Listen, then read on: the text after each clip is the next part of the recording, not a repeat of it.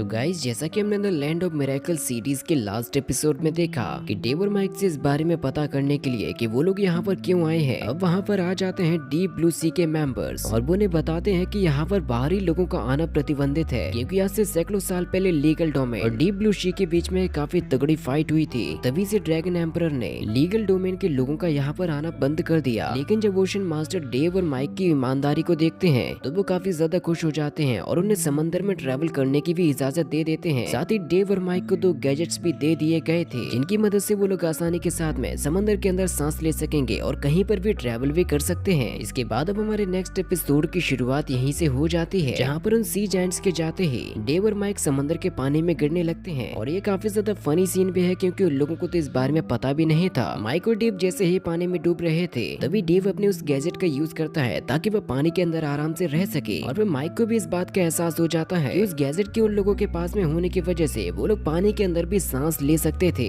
यानी कि माइक और डेव बिना किसी रोक टोक के समुद्र की कितनी भी गहराई और कितनी भी दूर तक जा सकेंगे। और फिर माइक यहाँ पर हमेशा की तरह मस्ती करने लगता है। तभी डेव उससे कहता है कि देखो अभी हमारे पास में समय है लेकिन यहाँ पर ना तो हमारे पास में कोई नक्शा है और ना ही कोई दिशा सूचक यंत्र जिससे कि हम लोग इस बारे में पता लगा सकें कि आखिर में किस दिशा में जाना है। और ये बात उन दोनों के लिए काफी ज्यादा हैरान कर देने वाली थी क्योंकि वो लोग यहाँ पर पूरी तरीके से रास्ते को भटक चुके थे। तभी माइक के पास में वहाँ पर एक काफी खूबसूरत डॉल्फिन आ जाती है जिसने सेम उसी की तरह यहाँ पर एक आर्मर पहना हुआ था और इसी वजह से शायद वो माइक को पसंद भी करती थी। माइक उस डॉल्फिन के नेचर को देखकर काफी ज्यादा खुश होता है और कहता है कि शायद ये भी माइग्रेशन की वजह से अपनी फैमिली के साथ में जा रही होगी और मछलियाँ तो कभी भी अपने रास्ते को नहीं भटकती, इसीलिए क्यों ना हम लोग इन्हीं का पीछा करते हुए यहाँ से आगे बढ़े। वो डॉल्फिन माइक को बताती है कि वो यहाँ से डीमन लैंड की तरफ जा रही है। माइक पहले तो इस बात पर गौर नहीं करता आखिर वो इस मछली की कही हुई बात को कैसे समझ गया और ये सब कुछ हो रहा था ओशन मास्टर के द्वारा दिए गए गैजेट की वजह से, यानी कि वो लोग समंदर में रहने वाले किसी भी जीव से बात कर सकते हैं। डेव कहता है कि शायद ये कोई कम्युनिकेशन डिवाइस है जिसको यहाँ के लोग समुद्री जीवों से बात करने के लिए करते होंगे। और फिर तभी एक काफी खूबसूरत सी डॉल्फिन डेव के पास में भी आ जाती है और माइक उन दोनों से कहता है कि क्या तुम दोनों ही हमें अपने साथ में ले चलोगी क्योंकि जहाँ पर तुम लोग जाना चाहते हो सेम उसी जगह पर हम लोग भी जाना चाहते हैं। तो वो डॉल्फिन तुरंत ही इस बात के लिए राजी हो जाती है। आसानी के साथ में माइक और डेव को उनकी सवारी भी मिल चुकी थी जिससे कि वो दोनों ही मजे करते हुए यहाँ से आराम से निकल भी जाते हैं। इसके बाद अब हमें अगले ही सीन में रेड एंट रूबी को दिखाया जाता है जिसका गुस्सा तो वैसे भी काफी ज्यादा बढ़ ही चुका था और वो ट्रैवल करते हुए किसी और ही जगह पे आ जाती है। रूबी कहती है कि सच में ये जायंट सी एम्परर काफी ज्यादा पावरफुल है लेकिन अगर मुझे केवल एक बार मेरा हर्ट मिल गया तब तो मैं इसके जैसे 10 को पटकनी लगा के मारूंगी। और मैंने सुना है कि रूबी की ईविल स्माइल के लिए काफी सारे लोग अपने हाथों की नसों को काट चुके हैं और अगर तुम भी उन्हीं में से एक हो तो जल्दी से चैनल को सब्सक्राइब कर दो क्योंकि अगली बार मैं तुम्हें कुछ और ही काटने का मौका दूंगा। इसके बाद अब हमें अगले ही सीन में डेव और माइक को दिखाया जाता है जो कि आराम से डॉल्फिन्स के ऊपर बैठे हुए यहाँ से आगे की तरफ बढ़ते जा रहे थे। और रूबी जैसे ही अपने हर्ट के एसेंस को ट्रैक करती है उसको पता चल जाता है डेव और माइक समंदर के रास्ते यहाँ से जा रहे हैं नॉर्थ की तरफ, इसीलिए अब रूबी को कुछ न कुछ करके डीमन रियल्म से तो बचकर ही रहना होगा। साथ ही साथ अभी उसके लिए एक और काम बचा हुआ था कि रूबी सबसे पहले डीमन रियल्म के एंसेंट्रल कोर्ट में जाएगी जहाँ पर उसे अपनी ब्लड लाइन के बारे में बताना होगा कि वो असल में है कौन। और इस काम को सबसे पहले करने के लिए वो तुरंत यहाँ से निकल जाती है। इसके बाद अब हमें अगले ही सीन में शैंगलिन के जहाज को दिखाया जाता है इनको अब ट्रैवल करते हुए काफी ज्यादा समय हो चुका था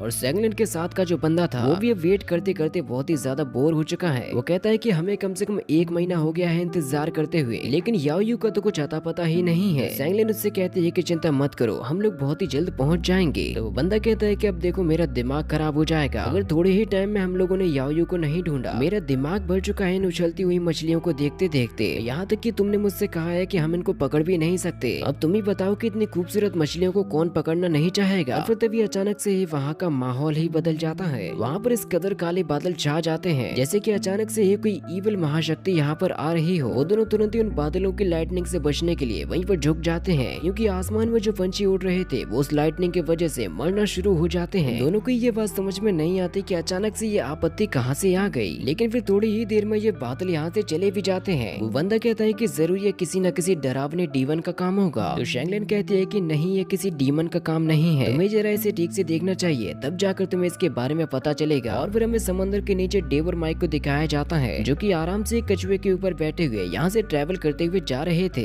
डेव कहता है कि वैसे अगर देखा जाए तो हम लोगों को पानी के अंदर ट्रैवल करते हुए कम से कम 1 महीना हो चुका है लेकिन अभी तक हमें डीमन रियल्म का कुछ भी अता पता नहीं चला। लेकिन माइक कहता है कि समंदर के नीचे की दुनिया मुझे बहुत ही ज्यादा अच्छी लगी कि भले ही हमें चलते हुए 1 महीना हो चुका है, लेकिन अभी तक मैंने इसके अंदर के जितने भी जीवों को देखा वो हमेशा ही मुझे नए ही लगते हैं। डेव भी कहता है कि हाँ, हमारा ये मंथ काफी ज्यादा इंटरेस्टिंग गया क्योंकि मैंने पानी के अंदर रहते हुए ब्लू शी पीपल्स के काफी सारे ट्रेनिंग मेथड्स को भी सीख लिया। माइक कहता है कि चलो कम से कम ये पावरफुल रेस वाले हमारे दोस्त तो बन ही गए और मुझे उम्मीद है कम से कम रेड क्वीन यहाँ पर तो नहीं आ पाएगी। और तभी उन लोगों के साथ में जा रही है एक डॉल्फिन माइक के पास में आ जाती है और वो उन दोनों को ही बताती है कि देखो हम लोग पहुंचने ही वाले हैं, जिससे कि वो दोनों भी काफी ज्यादा एक्साइटेड हो जाते हैं क्योंकि वो लोग डीमन रियल में पहुंचने वाले थे। और वाकई में इस समंदर के नीचे की दुनिया काफी ज्यादा स्ट्रेंज है। जिसके बाद अब डेव और माइक अपने अपनी डॉल्फिन्स के ऊपर बैठकर मस्ती करते हुए आगे की तरफ बढ़ने लगते हैं। माइक पानी से बाहर आकर कहता है कि क्या सच में ये डीमन रियल है। डेव माइक को बताता है कि आइस एज में यहाँ पर भी लोगों के द्वारा राज किया जाता था, जिसकी वजह से इसको डीमन रियल का सेंट्रल एरिया कहा जाने लगा। ये जगह देखने में जितनी ज्यादा खूबसूरत है, ये नेचुरली उतनी ज्यादा खतरनाक है। और अब वो लोग थोड़े ही टाइम में यहाँ के किनारे तक भी पहुँचने वाले थे। किनारे पर पहुँच जाने के बाद माइक उन डॉल्फिन्स का शुक्रिया अदा करता है और कहता भी है कि तुम अपने ही जैसे सैकड़ों बच्चों को पैदा करना। इस बात पर वो डॉल्फिन्स खुश होते हुए यहाँ से चली जाती हैं। और फिर डेव माइक से कहता है कि चलो हमारे यहाँ से आगे बढ़ने का वक्त आ चुका है। लेकिन माइक इस जगह पर जाने के लिए इतना ज्यादा एक्साइटेड नहीं होता जितना कि वो डीप ब्लू सी में जाते हुए था। और वो दोनों ही यहाँ से आगे बढ़ते हुए आपस में बातें करते हुए भी जाते हैं। और माइक डीप से कहता है कि क्या सच में यहाँ पर कोई वॉरक्राफ्ट स्टार आके टकराया था। वैसे देखकर तो ऐसा लग रहा है जैसे कि ये चट्टानें भी उसी समय की बनी हुई हो। और इन दोनों की इसी कन्वर्सेशन के साथ में ये एपिसोड भी यहीं पर खत्म हो जाता है। इसका नेक्स्ट पार्ट भी बहुत ही जल्द आएगा, तो आप लोग जल्दी से चैनल को सब्सक्राइब कर दीजिए।